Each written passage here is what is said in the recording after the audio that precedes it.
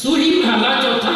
गुरु रामदास के बचन के तन मन काट काट सब अर्पी विच अग्नि आप जलाई। भाई लक्ष्मण सिंह जी समझ गए कि कुर्बानी देनी पैनी है।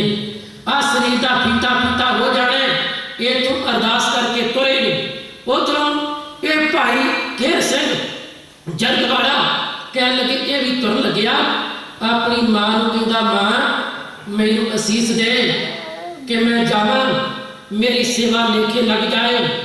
मैं कुर्बानी तो देवा पर मेरी कुर्बानी यह रंग ले आए कि यह जड़ा गुरु घर है बाबे नानक का स्थान ये महंता के कोलों आजाद हो जाए। इशनान किया यदि मां ने दही लिया अपने पुत्र के मां को दही लाया। इधरों कहते कि यदा केर सिंह का यह बच्चा जिसकी उम्र 7-8 वरिया की है जो कहते तकिया है ये कोल आया तो कहता दादी मां ये बापू जी कितने चले ने। तो दादी ने आख्या पुत्र तेरा बापू शहीदी पाने वास्ते चले है। तो एकदम कहता दादी मां मैं भी फिर पिता के नाल ही जावांगा मैं भी शहीदी पावांगा। कह लगा बापू मैनू नाल लैके जा। केर सिंह कहता बेटा तू छोटा है उत्थे गोलियां चलनियां ने उत्थे तलवारां दे वार होने ने उत्थे पता नहीं केड़े केड़े भाड़े वापरने ने तू घरे रहो। वो कहता बापू रोटी कट्ठियां खाधी सुते आपां कट्ठे दुध कट्ठियां पीता ते शहीदी भी आपां कट्ठियां ही पावांगे। निक्का जिहा बच्चा है उम्र करके छोटा है पर अंदर दे जज्बात बड़े वड्डे ने। कह लगे दोनों प्यो पुत्र तैयार हुए। दादी मां ने तैयार किया निक्की जी तेले वाली जुत्ती पा दी सोहनी निक्की जी दस्तार सजा दी चूड़ीदार पजामी पा के अपने पोतरे अपने पुत्र नाल कोल लगी है। तो यह केर सिंह दा मां मैनू असीस दे मेरे सिर ते हाथ रख कि मैनू कामयाबी मिल जाए। तो केर सिंह जवान बहुत सी जिस वेले दी मां इनू असीस लगी देन तो वह जवान सी मां छोटी सी हाथ रख पड़िया। तो निक्का जा एदा पुत्रा कहता दादी मां रुक जा मैं पीढ़ी लैके आया। पोतरा गया पीढ़ी लिया पीढ़ी रख के कहता मां पीढ़ी ते खलो के मेरे बापू के सिर ते हाथ रख। मां पीढ़ी ते खलोती है अपने पुत्र के सिर ते हाथ रखिया कह लगी मेरा पुत्रा मेरे बच्चा ए शेरां दे शिकार करने वालिया शेरां नूं नेजियां नूं मारन वालिया मैं खुश होवांगी मेरी भुख सफली हो जाएगी ताकि तेरा नेजा ये जरा महंत नरैणु है इनू विन के रख दे। तू इन ननकाना साहिब नूं याद करवा नहीं। कह लगे पर अपना यदा पुत्रा कहता मां मैनू भी गले लगा। अपने पोतरे नूं गले लगाया मत्था चुमिया कह लगी बेटा वेख सफर लंबा है तू थक जाएगा। तो निक्का जिहा बच्चा कहता दादी अम्मा थकांगा नहीं सफर विच बापू मैनू साखियां सुनाएगा साहिबजादियां दियां ते मैं सुनांगा साखियां सुनदियां ते सुणाउंदियां कदे थकीदा नहीं। अपने निक्के जे बच्चे नाल लैके केर सिंह चलिया गया। लक्ष्मण सिंह धारोवाली अपने जत्थे नूं नाल लैके तुर पए ने। श्रोमणी कमेटी नूं पता लग्या इन्हां ने जत्थे नूं रोकण दा यतन कीता। करतार सिंह झब्बर दा जत्था रोक लिया गया बूटा सिंह लहरपुर दा जत्था रोक लिया गया पर लक्ष्मण सिंह धारोवाली इन्हां नूं सुनेहा ना मिलिया। बाकी दे जत्थे ना पहुंच सके पर ये जिहड़े जत्थे सन ननकाना साहिब पहुंच गया। लक्ष्मण सिंह धारोवाली संखेप में मैं अर्ज करा समा हो रहा इधरों जरा महंत सी 19 तरीक शामां 3:43 ते ट्रेन में बैठा इन्हें जाना सी पर यह कहते मुसलमान औरत जदों उन्हें तकिया तो जाके महंत नूं कहंदी वे महंता कैनू वजदा पिया है कालियां पग्गां वाले बुझियाने आ गए ने उन्होंने ननकाना साहिब ते कब्जा कर लेना। जदों महंत ने गल सुनी ट्रेन चल पई रफ्तार बड़ी घट सी चाल जी ट्रेन चो छाल मार के उतर गया ननकाना साहिब पहुंच गया। इन्हें सारा बंदोबस्त किया अपने बदमाश गुंडे बुला ले कहता तैयारी कर लो सिंह आ रहे ने ननकाने नूं आजाद कराउण दे लई बा जिहड़ा भी आजाद कराउण आए उहनूं शरीर विचों आजाद कर दिओ उहनूं मार दिओ खत्म कर दिओ। कहते ठीक है तैयारी कर लई। इधरों भाई लक्ष्मण सिंह अपने साथियों नूं नाल लैके ननकाना साहिब पहुंचे ने। ते जदों ड्योढ़ी का बड़ा दरवाजा इन्हां ने अंदर क्रॉस किया तो महंत ने स्कीम बनाई सी ਕਹਿੰਦਾ ਇਸ਼ਾਰਾ ਕੀਤਾ ਦਰਵਾਜ਼ਾ ਬੰਦ ਕਰ ਦਿਓ। ਜਦੋਂ ਵੱਡਾ ਦਰਵਾਜ਼ਾ ਬੰਦ ਕੀਤਾ ਤੇ ਜਦੋਂ ਚੱਲੇ ਨੇ, ਇਹਨਾਂ ਦੇ ਨਾਲ ਕੁਝ ਬੀਬੀਆਂ ਵੀ ਸਨ, ਪਰ ਇਹਨਾਂ ਨੇ ਬੀਬੀਆਂ ਨੂੰ ਕਿਹਾ ਤੁਸੀਂ ਗੁਰਦੁਆਰਾ ਤੰਬੂ ਸਾਹਿਬ ਚਲੇ ਜਾਓ। ਇੱਕ ਸਿੰਘ ਸੀ, ਉਹਦਾ ਨਾਮ ਸੀ ਭਾਈ ਟਹਿਲ ਸਿੰਘ। ਉਹਦੇ ਕੋਲ 18 ਰੁਪਏ ਸਨ। ਉਹਨੇ 18 ਰੁਪਏ ਕੱਢੇ ਤੇ ਬੀਬੀ ਇੰਦਰ ਕੌਰ ਨੂੰ ਦੇ ਦਿੱਤੇ। ਕਹਿਣ ਲੱਗਾ ਬੀਬਾ 18 ਰੁਪਏ ਤੁਸੀਂ ਰੱਖ ਲਓ। ਕਹਿੰਦੀ ਵੀਰਾ ਕੀ ਕਰਨਾ ਹੈ? ਤੇ ਕਹਿੰਦਾ ਜਦੋਂ ਸ਼ਹੀਦ ਹੋ ਜਾਵਾਂਗੇ ਸਾਡਾ ਖੰਡ ਪਾਠ ਕਰਾ ਦਿਓ, ਜਦੋਂ ਲੰਗਰ ਲਗਾਓਗੇ ਤੇ ਮੇਰੇ ਕੋਲ 18 ਰੁਪਏ ਹਿੱਸਾ ਪਾ ਦਿਓ। ਇਹ ਜਦੋਂ ਅੰਦਰ ਗਏ ਭਾਈ ਲਛਮਣ ਸਿੰਘ ਧਾਰੋਵਾਲੀ ਸਤਿਗੁਰਾਂ ਦੀ ਤਾਬਿਆ ਜਾ ਕੇ ਬੈਠ ਗਏ ਨੇ। ਮਹੰਤ ਦੇ ਇਸ਼ਾਰਿਆਂ ਤੇ ਦਰਵਾਜ਼ਾ ਬੰਦ ਹੋਇਆ। ਡਿਉੜੀ ਦੇ ਉੱਪਰ ਬੈਠੇ ਨੇ ਇਹਦੇ ਗੁੰਡੇ। ਇੱਕਦਮ ਉਹਨਾਂ ਨੇ ਗੋਲੀਆਂ ਚਲਾ ਦਿੱਤੀਆਂ ਤੇ ਸਭ ਤੋਂ ਪਹਿਲੀ ਗੋਲੀ ਭਾਈ ਟਹਿਲ ਸਿੰਘ ਦੀ ਛਾਤੀ ਵਿੱਚ ਵੱਜੀ, ਜਿਹਨੇ 18 ਰੁਪਏ ਦਿੱਤੇ ਸਨ। ਸਭ ਤੋਂ ਪਹਿਲੀ ਗੋਲੀ ਵੱਜੀ ਤੇ ਟਹਿਲ ਸਿੰਘ ਗੁਰੂ ਗੁਰੂ ਜਪਦਾ ਸ਼ਹੀਦ ਹੋ ਗਿਆ। ਜਦੋਂ ਗੋਲੀਆਂ ਚਲਾਈਆਂ ਤੇ 2 ਗੋਲੀਆਂ ਗੁਰੂ ਗ੍ਰੰਥ ਸਾਹਿਬ ਦੇ ਸਰੂਪ ਦੇ ਵਿੱਚ ਵੱਜੀਆਂ। ਜਦੋਂ ਗੋਲੀਆਂ ਵੱਜੀਆਂ ਤੇ ਭਾਈ ਲਛਮਣ ਸਿੰਘ ਧਾਰੋਵਾਲੀ ਉਹਨਾਂ ਨੇ ਕੁੱਟ ਕੇ ਗੁਰੂ ਸਾਹਿਬਾਨ ਨੂੰ ਕਲਾਬ ਵਿੱਚ ਲੈ ਲਿਆ, ਗਲ ਬੱਕੜੀ ਵਿੱਚ ਲੈ ਲਿਆ ਤੇ ਨਾਲ ਬਚਨ ਕਹਿ ਦਿੱਤੇ ਨਰੈਣੋ ਮਹੰਤ, ਜਿਸ ਗੁਰੂ ਦੇ ਨਾਂ ਤੇ ਤੇਰੇ ਬੱਚੇ ਪਾਲਦੇ ਨੇ, ਗੁਰੂ ਤੇ ਗੋਲੀਆਂ ਚਲਾਉਣ ਵਾਲਿਆ ਤੈਨੂੰ ਨਰਕਾਂ ਵਿੱਚ ਵੀ ਢੋਈ ਨਹੀਂ ਮਿਲਣੀ। ਜਦੋਂ ਆ ਗੱਲ ਕਹੀ ਇੱਕਦਮ ਮਹੰਤ ਸਾਥੀਆਂ ਨੂੰ ਨਾਲ ਲੈ ਕੇ ਲਛਮਣ ਸਿੰਘ ਦੇ ਨੇੜੇ ਗਿਆ। ਇਹਨੂੰ ਕੇਸਾਂ ਤੋਂ ਫੜਿਆ ਤੇ ਤਾਬਿਆ ਤੋਂ ਟੂ ਕੇ ਖਿੱਚ ਕੇ ਬਾਹਰ ਲੈ ਗਿਆ। ਜਿਸ ਵੇਲੇ ਬਾਹਰ ਲਿਆ ਤਲਵਾਰ ਦਾ ਵਾਰ ਕੀਤਾ, ਇਹਦੇ ਗੁੰਡਿਆਂ ਨੇ ਇਹਦੀ ਗਰਦਨ ਕੱਟੀ ਗਈ। ਅਜੇ ਇਹਦਾ ਸਰੀਰ ਤੜਪਦਾ ਪਿਆ ਸੀ ਤੇ ਲਛਮਣ ਸਿੰਘ ਜਿਉਂਦੇ ਨੂੰ ਜੰਡ ਨਾਲ ਪੁੱਠਾ ਬੰਨ੍ਹ ਕੇ ਤੇ ਤੇਲ ਦਾ ਪੀਪਾ ਪਾ ਕੇ ਅੱਗ ਲਗਾ ਕੇ ਸਾੜ ਦਿੱਤਾ ਗਿਆ। ਇੱਕਦਮ ਕਤਲੇਆਮ ਸ਼ੁਰੂ ਹੋ ਗਈ। ਇਹ ਜਿਹੜੇ ਸਿੰਘ ਅੰਦਰ ਆਏ ਵੱਡੇ ਗਏ, ਟੁੱਕੇ ਗਏ, ਸਾਰੇ ਆਪਣੇ ਵੱਲੋਂ ਮਾਰ ਦਿੱਤੇ ਗਏ, ਸ਼ਹੀਦ ਕਰ ਦਿੱਤੇ ਗਏ। ਇਧਰੋਂ ਕੀ ਹੋਇਆ? ਬਾਹਰ ਹਾਹਾਕਾਰ ਮਚ ਗਈ ਕਿ ਨਨਕਾਣਾ ਸਾਹਿਬ ਦਾ ਸਾਕਾ ਵਾਪਰ ਗਿਆ ਹੈ। ਮਹੰਤ ਦੇ ਸਾਥੀ ਇਹ ਖੂਨ ਦੇ ਧੱਬੇ ਧੁੰਦੇ ਪਏ ਨੇ। ਇਹ ਜਿਹੜੇ ਖੂਨ ਦੇ ਦਾਗ ਨੇ ਧੋ ਰਹੇ ਨੇ ਤੇ ਧੁੰਦਿਆਂ ਧੁੰਦਿਆਂ ਜਦੋਂ ਗੋਲੀ ਚੱਲੀ ਤੇ ਜਿਹੜੇ ਸਿੰਘ ਸਨ ਉਹਨਾਂ ਨੇ ਕੀ ਕੀਤਾ ਕਿ ਸਿੰਘ ਦਾ ਬੱਚਾ ਨਿੱਕਾ ਸੀ ਦਰਬਾਰਾ ਸਿੰਘ, ਉਹਨੂੰ ਇੱਕ ਅਲਮਾਰੀ ਦੇ ਕੋਲੇ ਛੁਪਾ ਦਿੱਤਾ ਕਿ ਨਿੱਕਾ ਜਿਹਾ ਇਹਦੀ ਜਾਨ ਬਚ ਜਾਏਗੀ।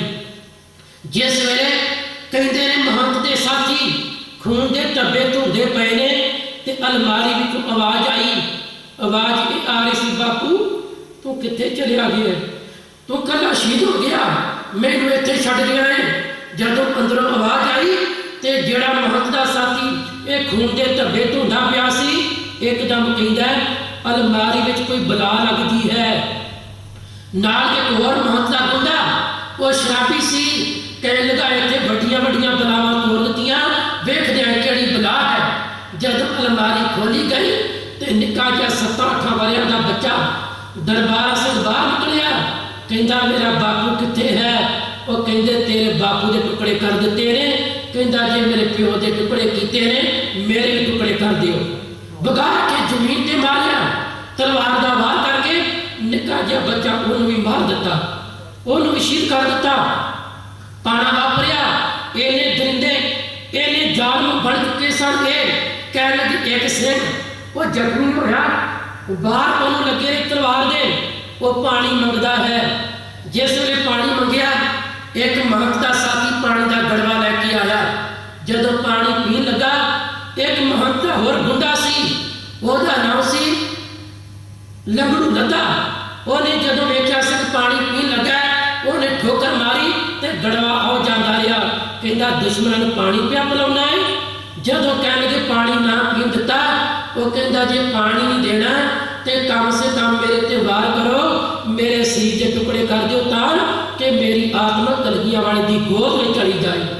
ਜਦੋਂ ਇਹ ਗੱਲ ਕਹੀ ਉਹਦੀ ਖੂਨ ਚ ਉਹਦੀ ਗਰਦਨ ਦੇ ਵਿੱਚੋਂ ਖੂਨ ਵਗਦਾ ਪਿਆ ਸੀ ਤੇ ਮਹੰਤ ਦਾ ਇੱਕ ਬਦਮਾਸ਼, ਉਹਦਾ ਨਾਮ ਸੀ ਦੇਵਾ ਰਾਮ, ਕਹਿੰਦੇ ਇਹਦੀ ਗਰਦਨ ਚੋਂ ਖੂਨ ਪਿਆ ਹੋ ਗਏ।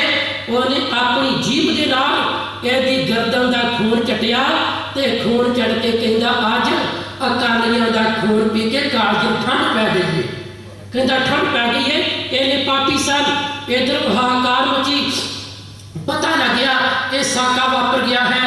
करतार सिंह झब्बर जी पहुंच गए, 2200 ਸਿੰਘਾਂ ਨੂੰ ਨਾਲ ਲੈ ਕੇ श्रोमणी कमेटी वाले पहुंच गए, बूटा सिंह पहुंच गए, दलीप सिंह महंत का साथी से पहुंच गया।